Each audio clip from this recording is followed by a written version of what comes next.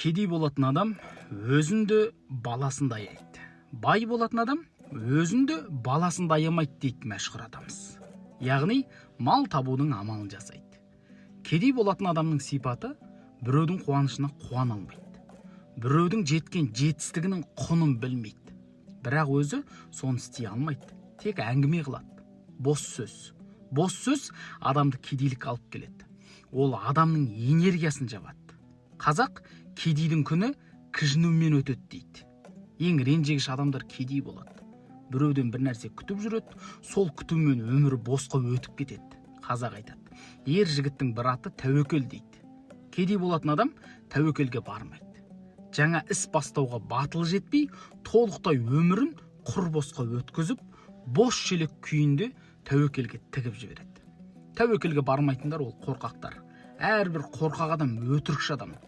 Әрбір өтірікші жалқау келеді. Жалқаулық жаратқанға да ұнамайды. Әр қазағым бай дәулетті болсын. Ғұмырларыңыз сәулелі, ойшамдарыңыз жарық болсын. Бұл жинақ 222 беттен тұрады, 11 тараудан тұрады. Қазақтың сөз атасы Майқы биден бастап қазіргі жақсыларының әңгімесі жиналған жақсы бір жинақ. Адамның өмірін өзгертетін бір кітап. Сол кітапты табу үшін 100 кітап оқу керек дейді. Сол 100 кітаптың сығындысы ардақты ағайындар. Ойымды өзгертемін, өмір